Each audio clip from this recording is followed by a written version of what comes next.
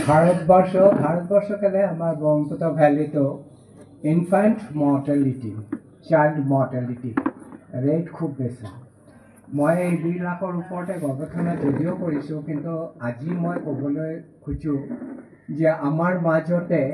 জাৰ্নেলৰ mortality ৰেটো খুব বেছি বিশেষকৈ তাই গৱেষণা যিবিলাক কমিউনিটিৰ ওপৰতে গৱেষণা হৈছে সেইবিলাকৰ ওপৰতে কেইবাটাও জাৰ্নেল ওলায়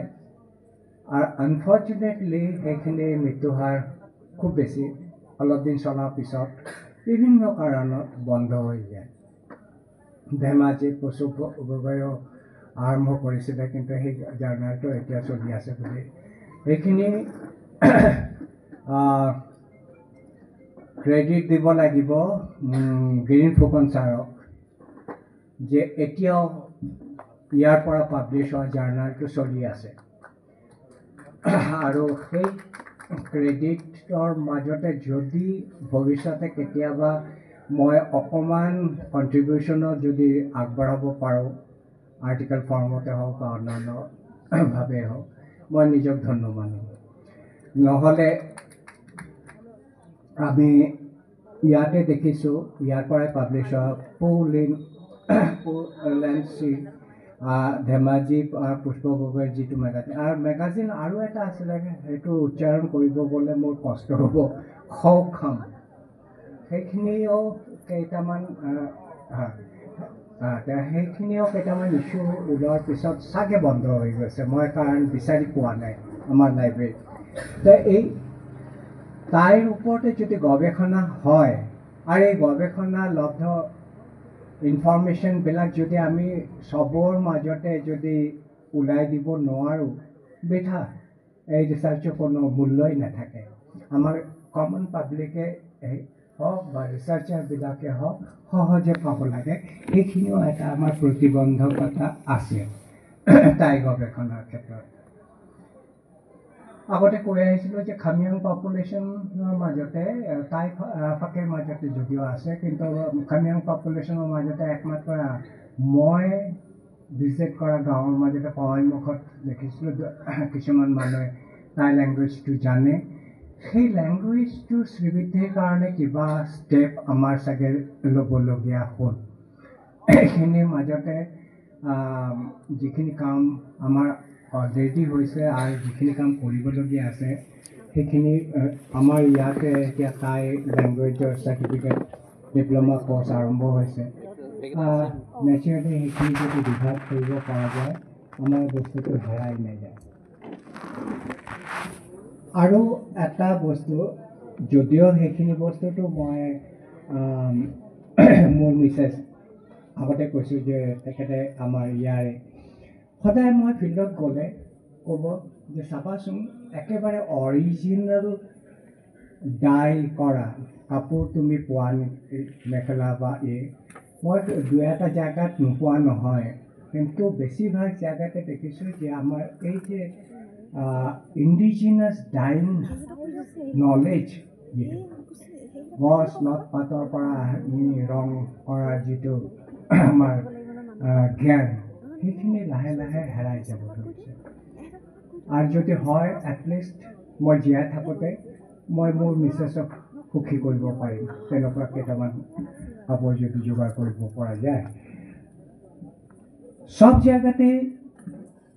মাইগ্ৰেশ্যন সেইটো ইমিগ্ৰেশ্যনো হওক বা ইন মাইগ্ৰেশ্যন আউট মাইগ্ৰেশ্যন যি কি নহওক আমাৰ এই সৰু পপুলেশ্যন যিটো মই আগতে উন্নতি আছিলোঁ তাৰ মাজতে এফেক্ট দুটা ছাইডতে হৈছে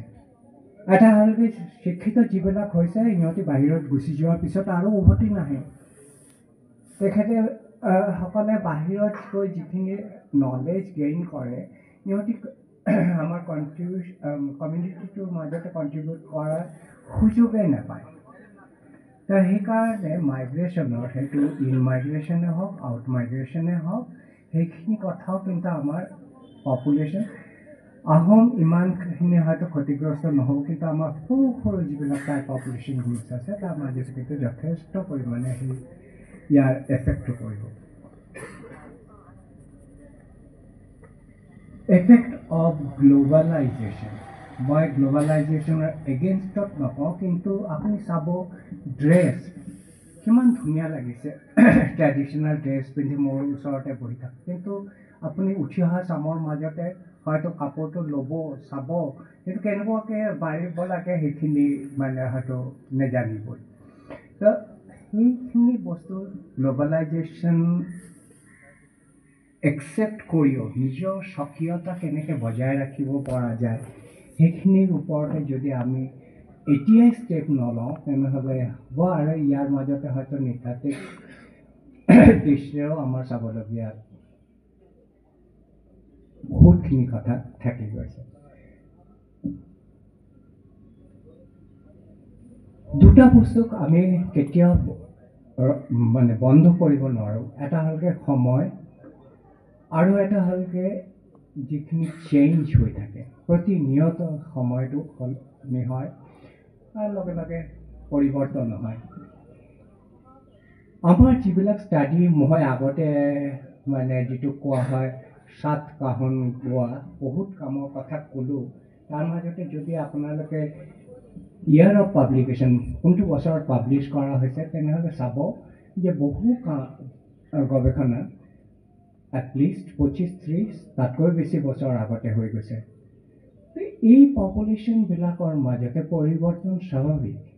সময়ৰ স্ৰোতত, কিন্তু আমাৰ কাম খুব কম হৈছে। ৰিষ্টাডি বুলি যিটো কোৱা হয়, এটা পপুলেশ্যনৰে আগৰটোৰ লগতে এতিয়া পপুলেশ্যনৰ মাজতে পৰিৱৰ্তন কি ধৰণৰ হৈছে, একমাত্ৰ খামতিৰ বাহিৰে। ইণ্টাৰেষ্টিং, সেইটো আটাইতকৈ ভাল কথা এইটোৱে যে মিশ্ৰ কে মিশ্ৰ তেখেতে যিটো ভিলেজত কাম কৰিছিলে খামতিৰ ওপৰতে 1981 অৰ চামথিং লাগে, সেইখিনি পপুলেশ্যনে যোৱা কেইবছৰ আগতে আকৌ ষ্টাডি কৰিছে। এজন মানুহে যেতিয়া ৰিষ্টাডি কৰে, তেনেহ'লে পৰিৱৰ্তনটো যিমানখিনি বুজিব, এটা কিতাপ আগৰ পঢ়ি পেলাই পৰিৱৰ্তনখিনি বুজাটো যে নেযাব সেইটো নহয়, কিন্তু ইমানখিনি এটা হয়তো স্পষ্ট নহ'ব। এই প্ৰতিবন্ধকতাবিলাক আঁতৰাবৰ কাৰণে আমাৰ প্ৰচেষ্টা ল'ব লাগিব। কি কৰিব পৰা যায় সেইখিনি মানে আমাৰ কি ধৰণৰ গৱেষণা সঁচাকৈ আমাৰ প্ৰয়োজন হৈ গৈছে,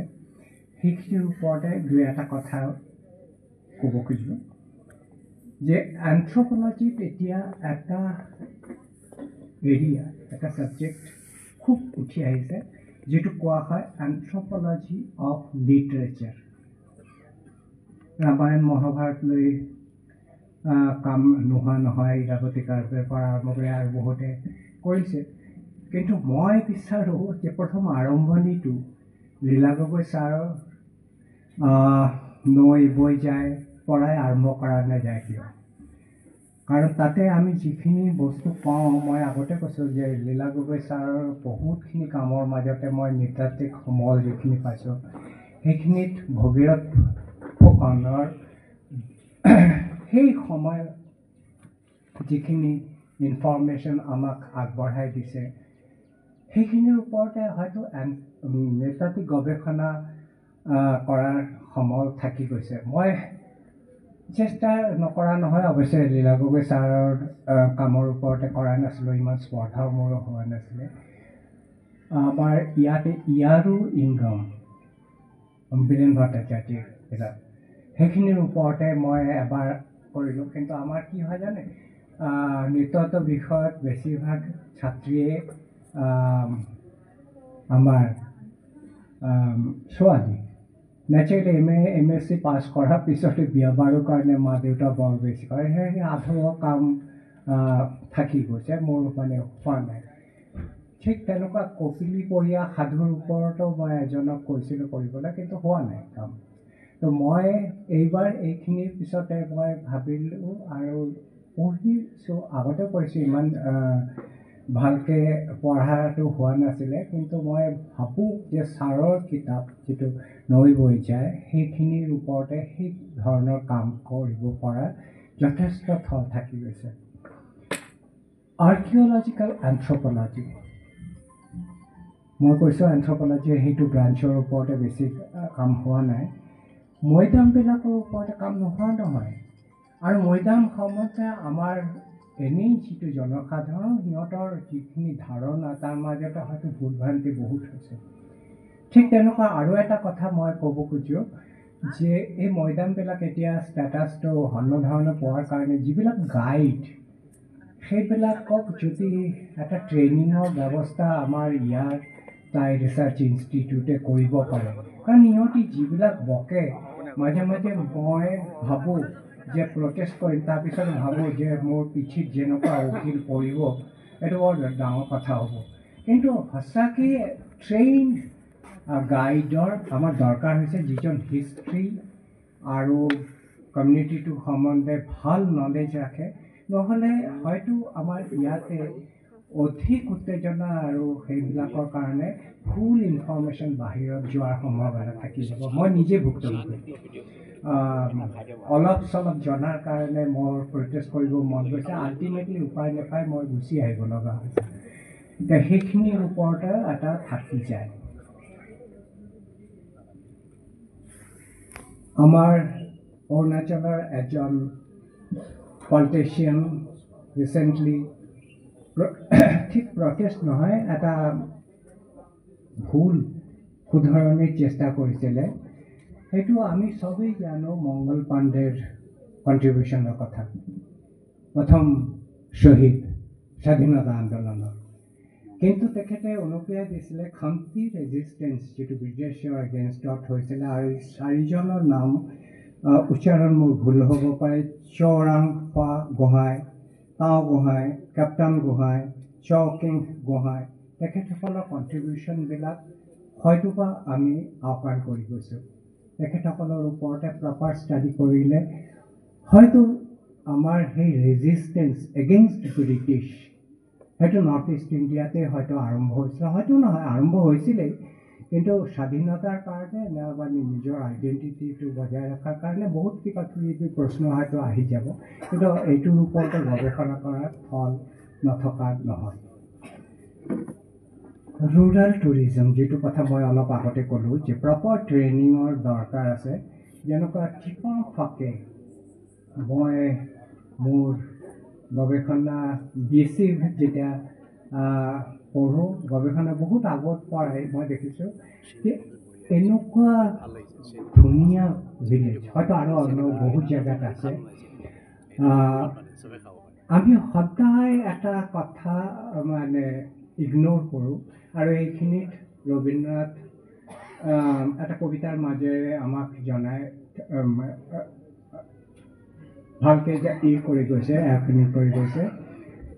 যে দেখা হয় নাই শুধু এক পা ফেলিয়া একটি ধানের শীষের উপর একটি শিশির বিন্দু আমি বহুত দূৰ দূৰ জায়গা ঘূৰি ফুৰোঁ কিন্তু এটা পথাৰৰ মাজতে এটা ধানৰ ওপৰত এটা নিয়ৰ কিমান ধুনীয়া আমি সেইখিনি কোনোদিন দেখাও নাই আৰু সেইখিনি উপলব্ধি কৰাৰ মনটোও আমাৰ নাই তো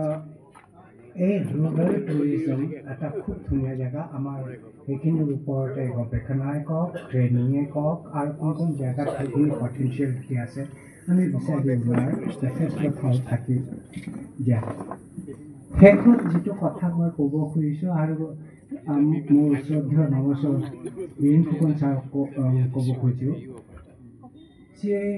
আমি যেতিয়া আমি বুলি কৈ মই কৈছোঁ যে কমন মানুহ যেতিয়া ডম্বৰুধৰ দেওধাই ফুকনৰ কথা জানিব খোজোঁ বা টেঙাই মোহনৰ কথাও জানিব খোজোঁ ইমান লিমিটেড ইনফৰ্মেশ্যন আমি পাওঁ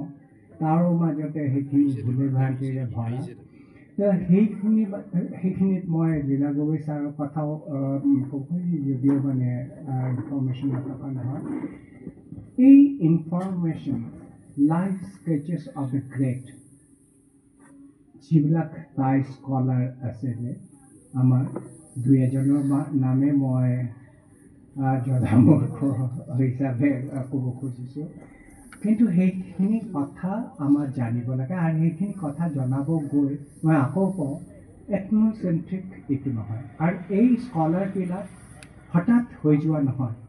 এটা সমাজ ব্যৱস্থাৰ মাজতে কেনেকৈ উঠি আহি ইমানখিনি কণ্ট্ৰিবিউশ্যন কৰি গৈছে, টু এ গ্ৰেট এক্সটেণ্ট এন্থ্ৰপলজিকেলি সেইখিনি মানুহ জীৱনীটো আমি যেনেকুৱা মৌন চনত জন্ম তাত কাম কৰিছিলে, সেই জীৱনী মই বিচৰা নাই। তাৰ লগতে আমাৰ অন্যান্য এছপেক্ট আমাৰ নেতৃত্ব সম্বন্ধীয় সেইখিনি বস্তুও আমাৰ দৰকাৰ হৈছে। কেইদিনমান আগতে একেবাৰে ৰিচেণ্টলি কোনোবা এজনে আমাৰ ইয়াতে কৈছে যে